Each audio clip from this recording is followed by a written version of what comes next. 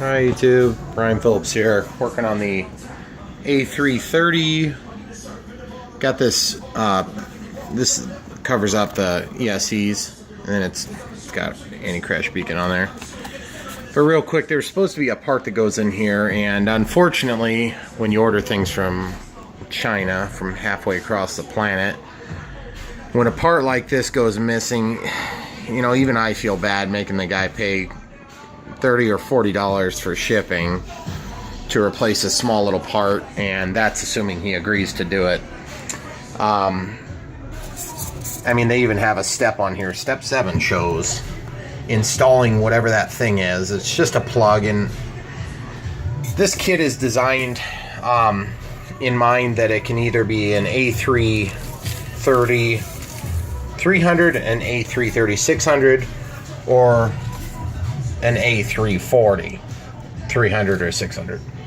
So in this case, missing that one part is probably just an oversight on some poor guy. Anyway, so what I did was I took this piece out of my Sport Cub kit, and this is one of those kits where you can slide it back in and then move the plane. Well, my Sport Cub is pretty much dead, so I just made sure that dimensionally it's large enough to reach across all the different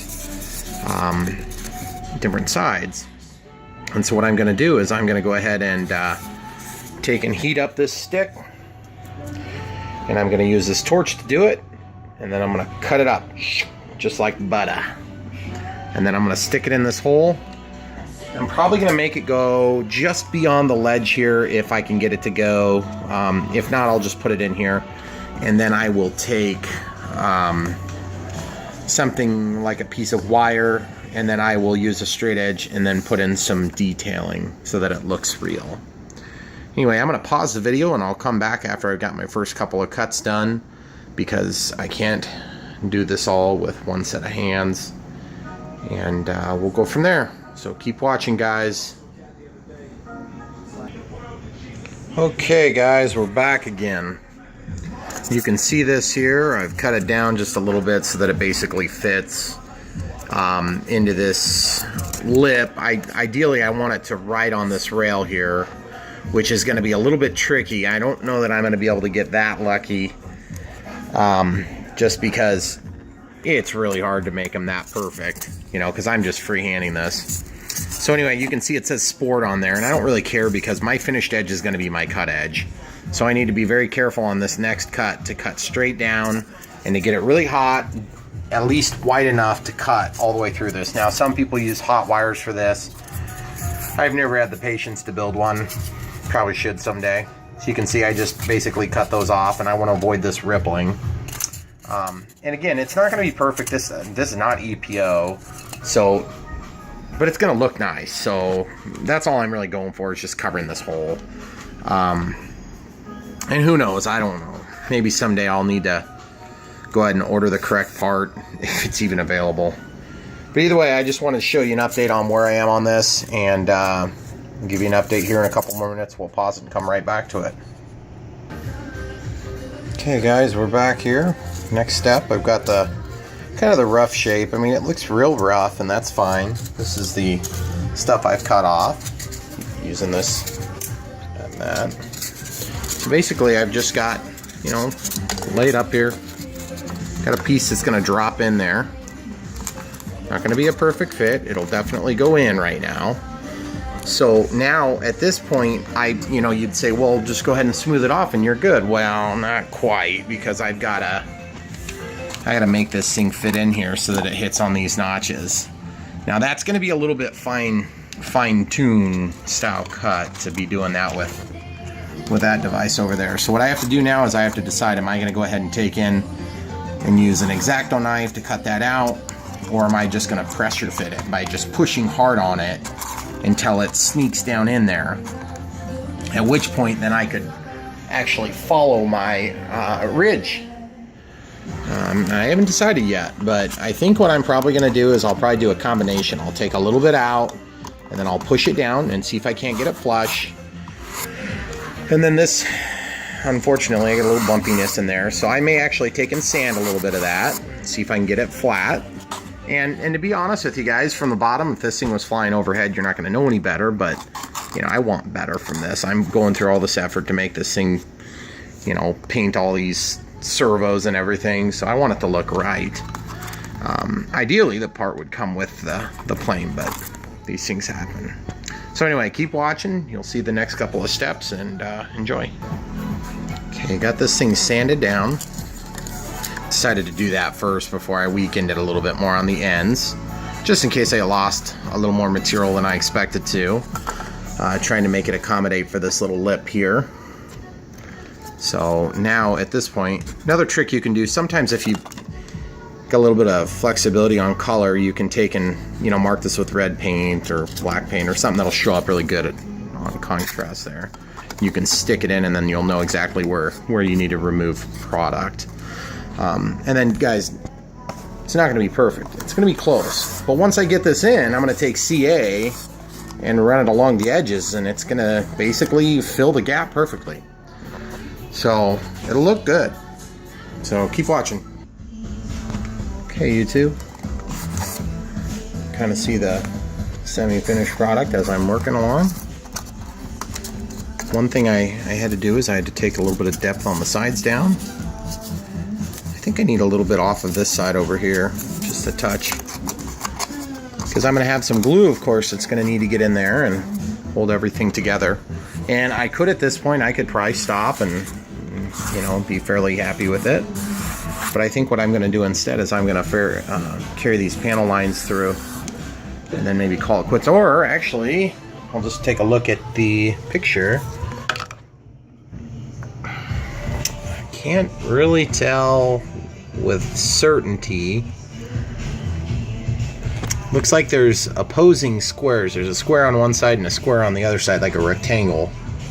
So what I'm going to do is I'm going to get online and see if I can find the picture of the underside of an A330. See what it looks like, then I can copy it. And if that doesn't work out, I'll just run panel lines down. Keep watching, guys.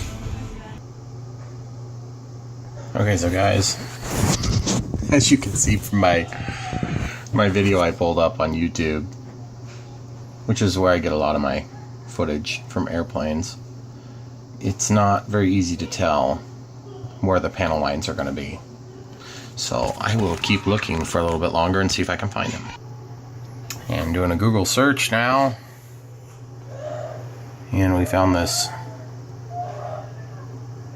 really nice picture, but again, not quite nice enough to really get an idea of what the belly pan's supposed to look like. So we'll keep looking. And here we found one, airliners.net.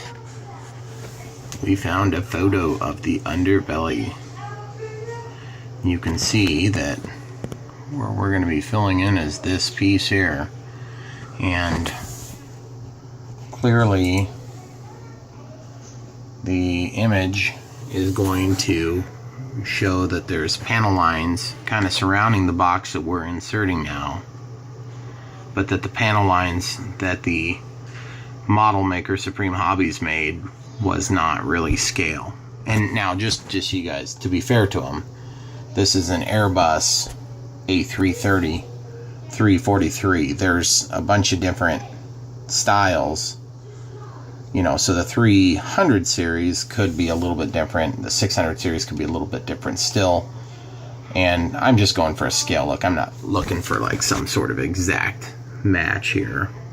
So anyway, that's what we're probably going to try to emulate.